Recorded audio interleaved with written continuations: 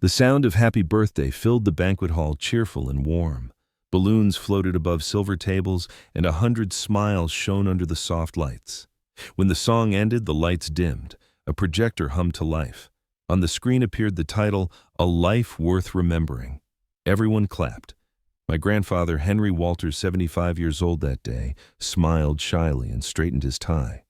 Then his own face appeared on the screen, sitting in the living room, speaking directly to the camera. "This house," his voice said clearly, "will go to Mark and Lydia." The room went silent. Even the glasses stopped clinking.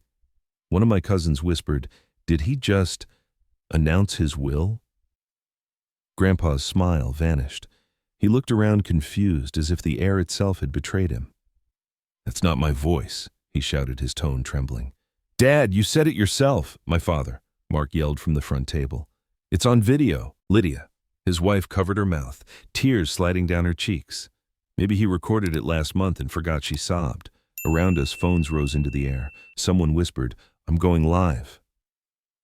The video kept playing, Grandpa's digital self repeating the same line. "This house will go to Mark and Lydia." Grandpa turned pale. He pressed a hand against his chest. "That's not me," he whispered again. Ethan sat frozen near the sound booth. I stared at the screen and noticed something nobody else did. His voice waves on the monitor looked wrong, too clean. Too even missing the tiny breaths real people make when they talk. And then across the room, Lydia lowered her hand from her mouth and smiled, just barely, but enough for me to see. "If your own voice betrayed you, would your family believe you or the recording? What would you do if this happened in your family? Leave a comment below. I'd really like to hear your thoughts." The morning of my grandfather's 75th birthday felt like the calm before a storm that none of us saw coming. Sunlight spilled through the curtains of the old Walters house, lighting the dust that floated in the air like soft snow. The place smelled like coffee, old wood, and lemon polish, Grandpa's favorite scent because it reminded him of my late grandmother. Henry Walters had been a high school teacher for 40 years before retiring. Since Grandma died 5 years ago, he'd lived with my parents, Mark and Lydia. His knees weren't strong enough to handle stairs anymore, and he refused to leave the house he'd built with his wife. "This place holds her laughter," he would say. My father, Mark, tried to manage a small real estate office that barely survived after the housing crash. He owed money to a few people, though we never said it out loud. Lydia, my mother, worked from home, always glued to her laptop. She was practical, sharp, and if I'm honest, cold. She ran the house the way she managed her spreadsheets, efficiently but without warmth.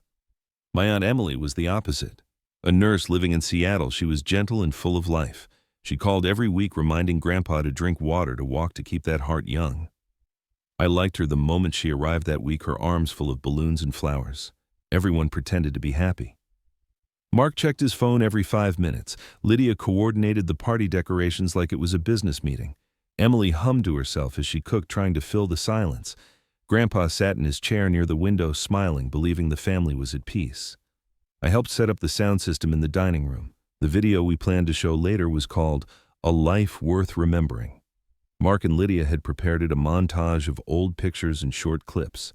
I offered to edit the audio, but Lydia said she'd already handled it. When I walked into her office, she was sitting at her computer with headphones on. On her screen flashed a waveform pattern I recognized instantly, voice editing software. The title read, Voice Mimic Studio.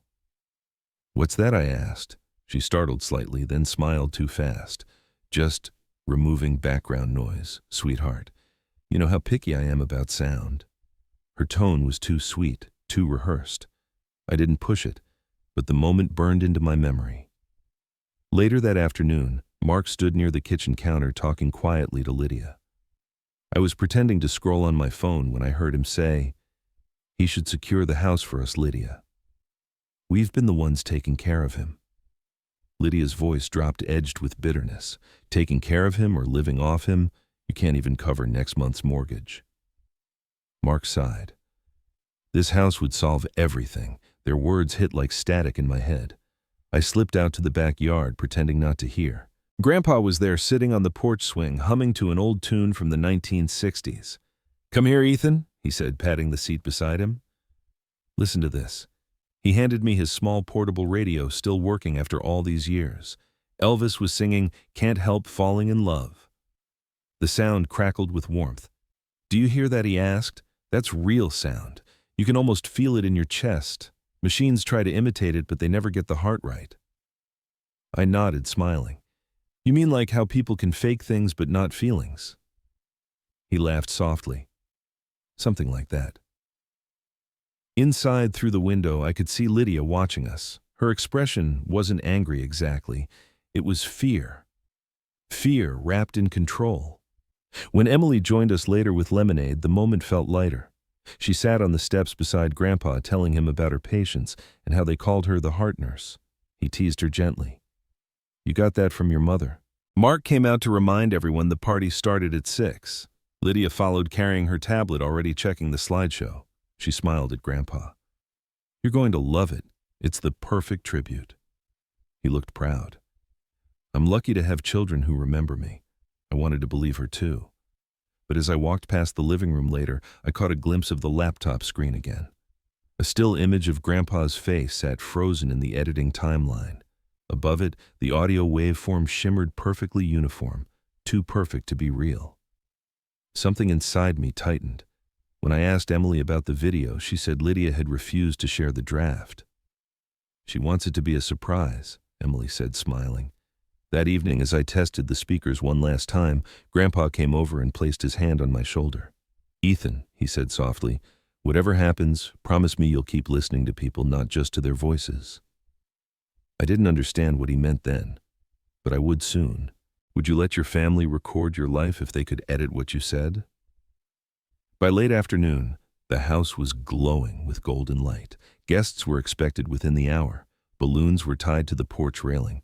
The smell of roasted chicken filled the air, and laughter echoed from the kitchen, thin, careful laughter that didn't reach anyone's eyes. Grandpa Henry wore his favorite gray vest, the one Grandma had knitted decades ago. He kept checking the clock like a man rehearsing patience. When Emily helped him sit at the head of the table, he said, "You outdid yourself, sweetheart. It feels like Christmas. It's your day, Dad," she said. "You deserve to see everyone together again." From the hallway came the sharp click of Lydia's heels. She was on the phone, whispering urgently, "No, we can't postpone the payment again. I'll figure something out after tonight." When she saw me, she smiled too brightly. "Ethan, sweetheart, can you check if the projector's working?" I nodded, pretending I hadn't heard a thing. In the living room, Mark stood by the window, nervously scrolling through his emails. When Grandpa called to him, he looked up and forced a grin. "Hey, old man, you ready to be famous tonight?" Henry chuckled. "Only if it's for the right reasons." The comment made Mark pause. He looked almost guilty before walking away. I tested the projector again. The video's thumbnail appeared. Grandpa's face frozen mid-smile. For a second, his digital eyes seemed to stare back at me. I blinked uneasy. Outside, the first guests arrived. Car doors slammed, laughter drifted in. Lydia greeted everyone with flawless charm. Emily poured wine, her laughter genuine. For a moment, the house felt alive again. When the music started, Grandpa tapped his foot under the table, whispering, "Your grandmother used to dance to this one." His voice was soft, filled with memory. I smiled, trying to hold on to that sound, the real sound of him. Behind us, Lydia adjusted the volume and whispered to Mark, "After tonight, everything changes." I didn't know what she meant, but I remember thinking her words sounded less like a promise and more like a warning. "Would you let your family record your life if they could edit what you said?" As the sun began to set, the living room glowed in shades of orange and gold. Guests filled their glasses, laughter rose and fell like waves. Grandpa's eyes glistened as he looked around the room, his family, his legacy, all under one roof. But from where I stood near the speakers, I caught Lydia watching the screensaver flicker across the blank projector. Her lips moved silently, rehearsing something only she knew. Grandpa leaned toward me and whispered, "It's good to see everyone smiling again." I wanted to tell him that not every smile in this house was real. Instead, I nodded and said, "Yeah, Grandpa, it really is." "Would you let your family record your life if they could edit what you said?" Long before the night of that birthday party, before the house filled with cameras and whispers, there was only a man who loved his family more than anything. After my grandmother passed away, Grandpa Henry stayed in the same house they had built together. He said the walls still carried her laughter. He kept her photograph on the nightstand and still brewed 2 cups of coffee every morning, one for himself, one for memory. He raised my father, Mark, and my Aunt Emily with quiet discipline. Mark had inherited his ambition, but not his patience. Emily had inherited his kindness, but not his calm. When Mark was in his 20s, Grandpa sold a piece of land by the lake so Mark could open a real estate office.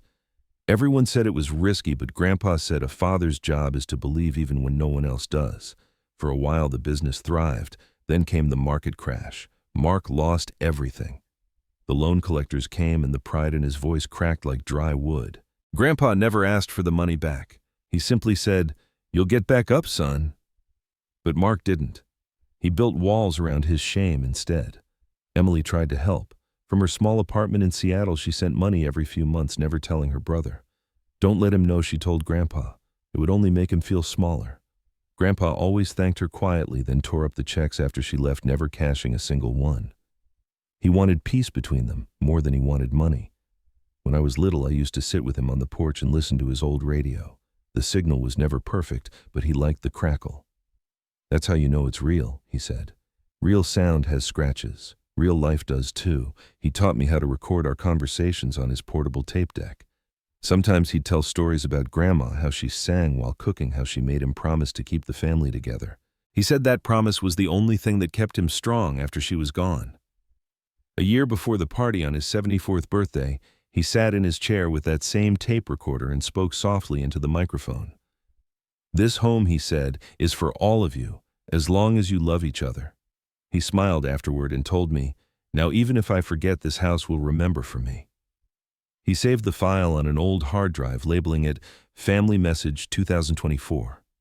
No one else knew it existed. Those days were simpler. We would have dinner together on Sundays. Emily's laughter filled the kitchen, and Mark tried to act cheerful. Grandpa would toast with sweet tea and say, "We've had less, and we've been happier." I didn't realize then how much weight hid behind that smile. Sometimes I'd catch him staring at Mark's empty eyes during those dinners, and I could tell he was wondering if his faith had turned into foolishness. When he spoke about the house, he never called it an inheritance. He called it a place of gathering. "As long as this house stands," he said, "the family stands with it." He believed that, until the very end. Maybe that's why it hurt him so much later, because the one thing he thought couldn't be twisted, his own voice was. The night before the party, he sat on the porch listening to the radio again. The same song, Elvis, "Can't Help Falling in Love." The tape player clicked beside him, replaying his voice from the old recording, "This home is for all of you as long as you love each other." He closed his eyes and whispered to the dark, "I hope that's still true." He had no idea that by the next evening those same words would return, but not as he remembered them. Lydia Walters sat alone in her home office, the blinds drawn against the late afternoon light. On her computer screen glowed a blue waveform, the digital outline of Henry's voice. She pressed play and listened again to the line he had recorded a year earlier. "This home is for all of you as long as you love each other."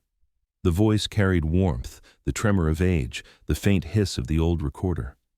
She highlighted the words, "For all of you," and hesitated. Her finger hovered above the keyboard. Then she whispered, "Just a few changes." She opened a new file and dragged sound fragments into place, slicing syllables, rearranging them until the sentence became, "This house will go to Mark and Lydia." The synthetic phrase played back in perfect rhythm, too perfect. For a moment, even she believed it. Her stomach twisted. She turned in her chair and looked at the framed photo on the wall, her wedding picture. The smiles there were younger, honest.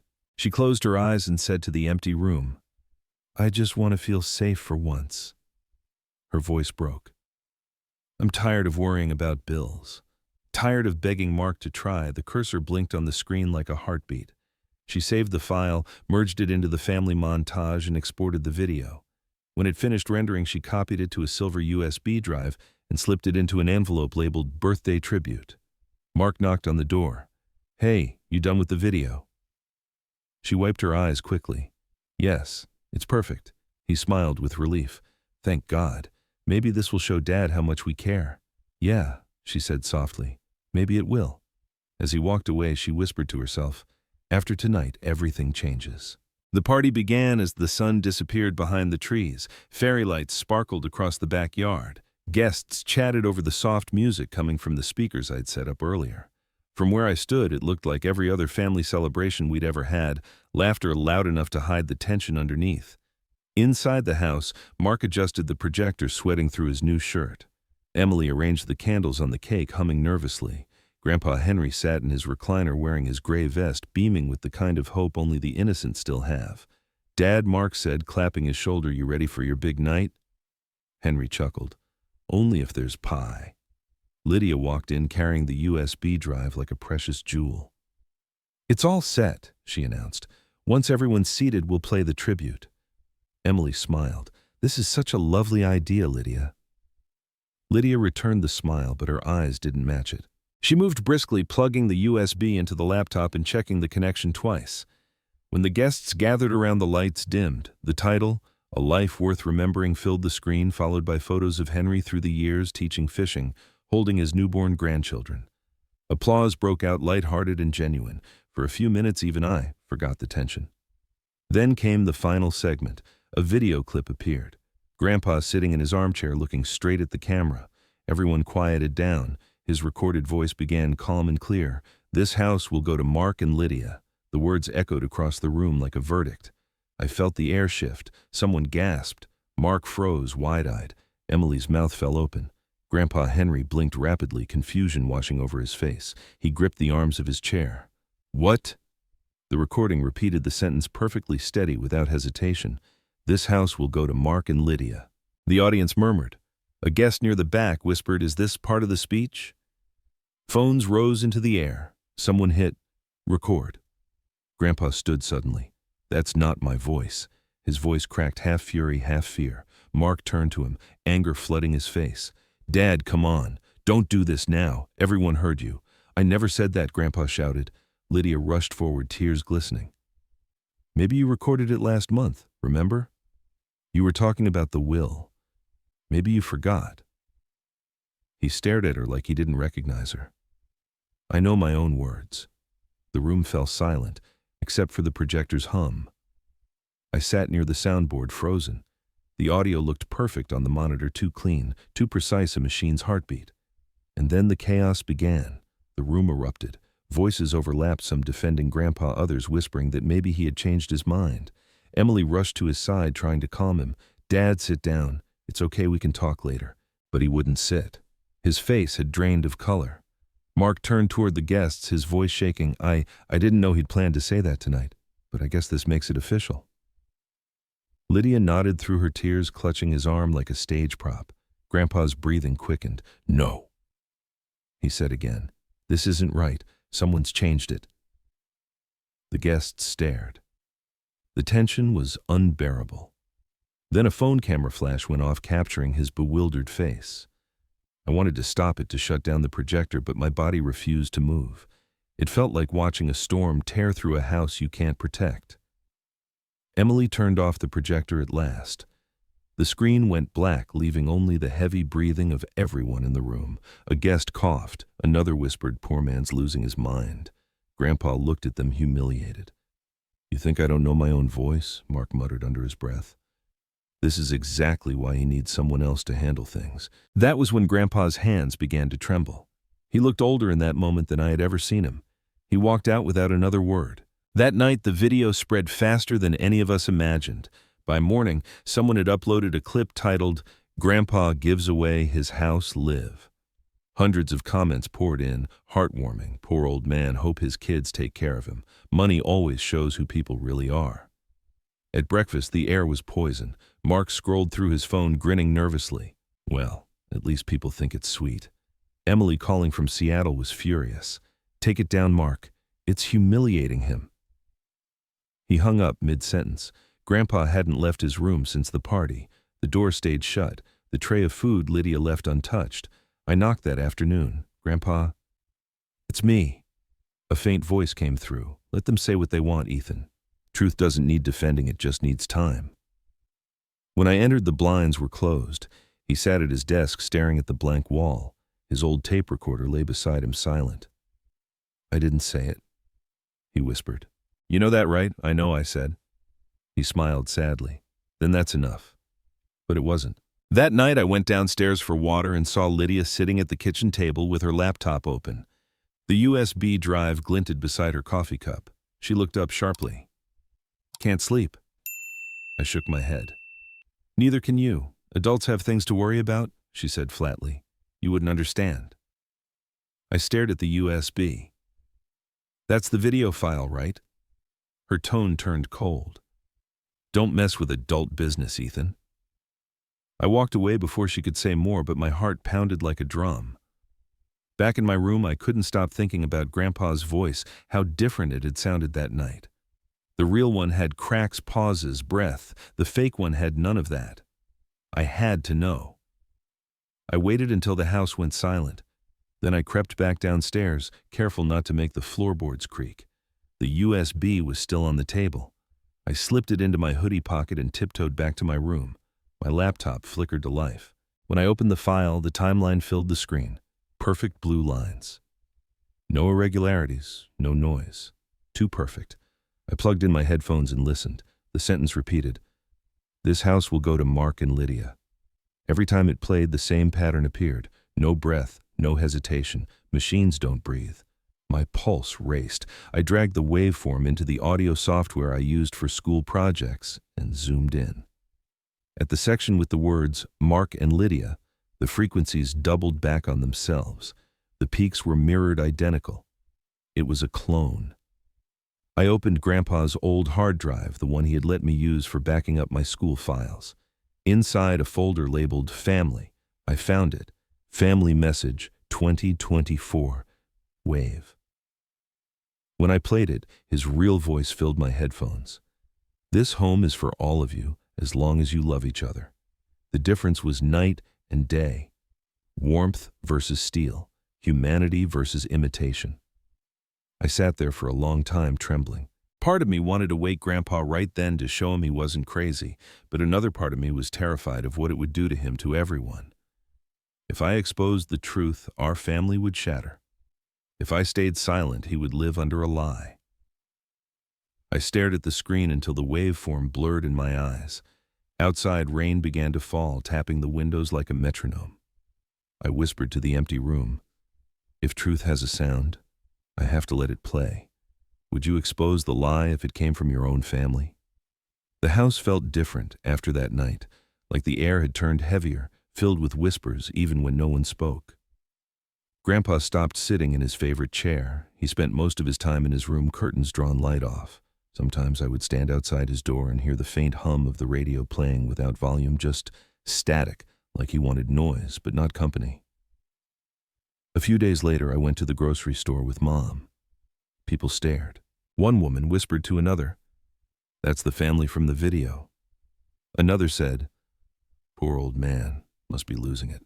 Their voices burned through me more than any insult ever could. When I got home, Grandpa was sitting on the edge of his bed, staring at the blank television screen. "Did you know," he said softly, "they've shared it over 20,000 times. Someone from church sent me the link." His hands trembled as he reached for the remote, but he didn't turn it on. "I keep wondering," he said, "if maybe they're right. Maybe I did say it and just forgot." That broke me. This man who had spent his life teaching honesty, who'd given everything to his family, was now doubting the only thing he had left, his own voice. I knelt beside him. "You didn't say it, Grandpa. I swear." He smiled sadly. "Belief is a kind thing, Ethan, but proof is cruel. It doesn't wait for anyone." That night I heard him pacing the hall, muttering lines of poetry he used to teach his students. "To thine own self be true."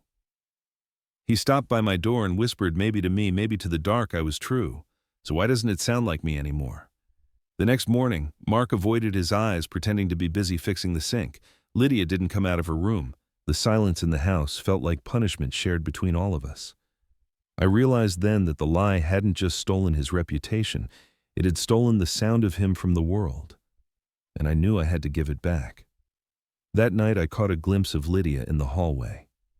She stood outside Grandpa's door, listening. Through the wood, his voice drifted, broken, trembling. "I can't even trust my own sound anymore," he said. "How do you live when your truth isn't yours?" Lydia pressed her hand to her mouth, tears welling up.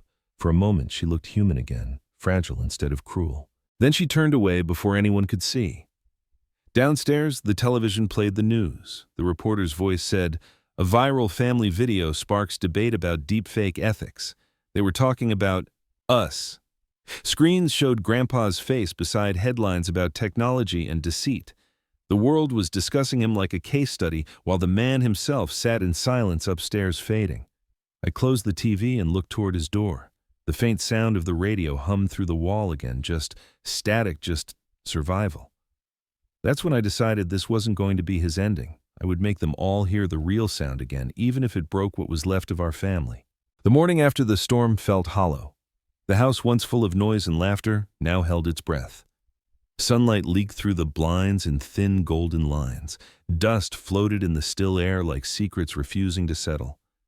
Grandpa Henry sat in the living room, a blanket draped over his lap, a newspaper unopened beside him.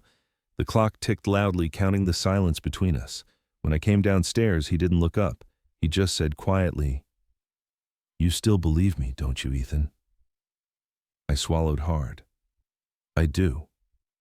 He nodded as if that single word carried more weight than anything else could. For a long time we didn't speak. The radio sat on the windowsill silent. Then without a word, Grandpa turned the knob. Static filled the air, followed by a soft, trembling voice. Elvis again singing, "Can't Help Falling in Love." Grandpa leaned back, closing his eyes. "I used to tell my students that truth has a sound," he said, "a tone that can't be copied. I taught them to write essays that sounded like them, not anyone else. And now my own voice has been turned into something I don't recognize." He exhaled, slow and tired. "They took my breath and turned it into a lie." The words hung there, fragile and sharp. I sat beside him on the couch, watching the sunlight crawl across the carpet. "I know who did it," I wanted to say. "I have proof." But the words stayed trapped behind my teeth. Instead, I opened my laptop and showed him the frozen image of the waveform, the perfect lifeless pattern of the fake recording. He studied it quietly, eyes reflecting the glow of the screen. After a long pause, he said, "Truth is heavy, Ethan. Don't carry it unless you must." I looked at him, his face etched with lines that told stories of patience and forgiveness. "If truth has a sound," I whispered, "it deserves to be heard." He smiled faintly. "That's your generation talking. We were taught that silence keeps the peace." "Sometimes silence keeps the wound open," I said. He didn't answer. The song on the radio ended, leaving only static. Later that afternoon, the phone rang. Emily's name flashed across the screen. I handed it to Grandpa. "Hey, sweetheart," he said, his voice softer than I'd ever heard it. "Dad." Emily said from hundreds of miles away, "I saw the video." "Everyone has. What happened? They think I've lost my mind," he replied. "Maybe I have." "No," she said firmly. "You raised us to think for ourselves, to tell the truth. Maybe it's time to remind them who you are." He smiled faintly. "That's what your mother would have said." "I learned it from her," Emily replied. When the call ended, Grandpa stayed silent for a long time. Then he said, almost to himself, "Maybe the world's just louder now. People can't tell the difference between truth and noise anymore." I wanted to argue, to tell him that some people still can, but his eyes said he'd already decided that part of him was too old for fighting. That evening, he asked me to bring out his old tape recorder, the same one he had used to record his message years ago. The buttons were faded, the plastic cracked. He held it like something sacred. "Your grandmother used to say this house kept us honest," he murmured. "Now it keeps our ghosts." He pressed play. The tape clicked and his voice filled the room again. His real voice, the one with warmth and breath and pauses. "This home is for all of you, as long as you love each other." The sound wobbled slightly, imperfect but alive. He listened with his eyes closed, tears gathering but not falling. "That's the only proof I ever needed," he said. I looked at him and realized he wasn't just hurt. He was mourning something bigger than betrayal. He was mourning faith. When the tape stopped, he whispered, "Maybe it's time the truth makes some noise again." We sat there for a moment longer, neither moving. Then I copied the original file from his old drive to a new USB. The screen light painted our faces blue in the dim room. As the progress bar filled, I felt the heaviness of what we were about to do. This wasn't just about proving him right, it was about giving him back his voice. Would you risk your family's peace for the truth? That night, Grandpa couldn't sleep. I could hear the soft creak of the floorboards above me, slow and restless. When I went upstairs, I found him in his study surrounded by stacks of old yearbooks and papers. He looked up and smiled faintly. "Do you know what I used to teach before I retired English?" I said. He nodded. "But really I taught honesty. Every essay, every speech I told my students, find your own voice. Don't copy, don't echo." He chuckled bitterly. And now look at me, a man whose echo became a stranger. He opened one of the yearbooks and pointed to a faded message scrawled by a former student. "Your class made me brave enough to speak." He traced the words with a trembling finger. "I told them that silence feeds lies. Maybe I forgot my own lesson. I sat down beside him. You didn't forget. They stole it from you." He shook his head. "No, I gave them the chance. I kept quiet when I should have fought." He stared at the dusty radio on the shelf. Truth doesn't vanish when no one speaks it. It just hides, waiting for a voice strong enough to call it back. The radio crackled to life suddenly, like it had been listening. A random old station played a sermon about integrity. Grandpa smiled faintly. "Even the air remembers, Ethan. You just have to listen close enough." He reached for my hand. "Promise me something. If you ever have to choose between comfort and truth, pick the one that hurts less to lose." I knotted my throat tight. "I promise." He exhaled steady for the first time in days. Then, maybe it's time to remind them what truth sounds like. When he stood up, his shadow stretched long across the floor, fragile but tall. I realized then he wasn't just reclaiming his name, he was reclaiming his sound, and I knew what I had to do next. Grandpa stayed by the window long after that, the dim porch light outlining his silhouette. Outside, the crickets sang like static from the past. I joined him without saying anything. He spoke first. "You know, your grandmother used to correct me when I lied about little things like saying I wasn't tired when I was. She'd say, 'Even small lies leave big echoes.'" He smiled faintly. "Maybe that's why this hurts so much. It's not just the lie, it's the echo of it." He turned to me. "Do you think people can tell the difference anymore, Ethan? Between what's real and what just sounds real?" I thought about all the videos online, the voices cloned, the headlines twisting every truth. "Maybe not," I said. "But they can still feel it." He looked surprised. "Feel it, yeah. When something's real, it leaves warmth. The fake ones, they leave nothing." He nodded slowly, like he was learning something from me this time. "Then that's what we'll give them, the warmth back." We stood in silence. The wind brushed against the window, carrying the faint hum of passing cars, the sound of life going on. He whispered, "Your mother and father, they've forgotten what love sounds like. Maybe hearing it again will wake them up." He picked up the old tape recorder from the shelf and turned it over in his hands. "Strange, isn't it?" he said. "We built machines to remember us, but now they're the ones making us forget." His words stayed in the air, heavy and true. I could see the decision forming in his eyes before he said it. "Tomorrow," he murmured, "we play it. The real one. Not for revenge, just for peace." I felt my chest tighten. "Are you sure?" He smiled, tired but calm. "If I die tomorrow, at least I'll die sounding like myself." He placed the recorder in my hands. "Let the truth play, Ethan. Let it breathe." When I went to bed that night, I couldn't sleep. Through the wall, I heard the faint crackle of the tape again, looping his real message. "This home is for all of you as long as you love each other." The sound drifted into my dreams like a promise waiting to be kept. A week passed before anyone dared to speak of the party again. But silence in our family was never peace. It was just waiting for the next eruption. Mark was the one who finally broke it. He called everyone, said he wanted to clear the air. He even invited the neighbors who had filmed that humiliating night. "It's better to show we're not hiding anything," he said. Grandpa didn't want to go. "They've already judged me," he murmured. "What's left to prove?" But Emily placed her hand on his. "Not to them, Dad. To yourself." That was enough. On Sunday afternoon, the house filled again. The same chairs, the same lights, the same people, but the warmth was gone. Mark greeted everyone with forced cheer. Lydia stayed near him, rehearsed politeness plastered on her face. I stood in the corner, the real USB drive burning in my pocket like a live coal. Grandpa looked fragile but dignified, wearing his brown cardigan and the same gray vest.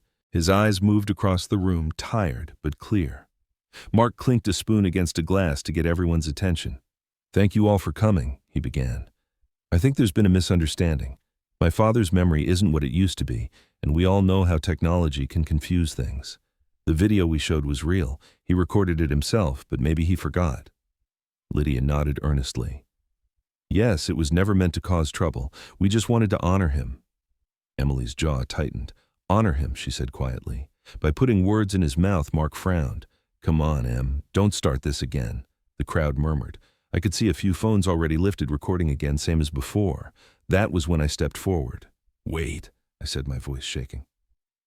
Before anyone decides what's true, maybe we should all hear the original recording. Mark froze. Ethan, don't. But Grandpa turned to me. His voice was calm. No, son, let's hear it. I walked to the laptop on the table. My hands trembled as I plugged in the USB. The screen flickered to life, blue light washing over everyone's faces. Grandpa stood. His voice, though quiet, carried through the room. Let's see whose voice speaks louder, the truth or the lie. I clicked play. At first only static, then his voice warm, uneven, real. This home is for all of you as long as you love each other. For a heartbeat, no one moved. Then gasps spread through the room like ripples on water. The difference was undeniable. The real voice carried breath, pauses, life. Even the machine seemed to hesitate, as if recognizing the sound of truth. Emily covered her mouth, tears filling her eyes. That's him, she whispered.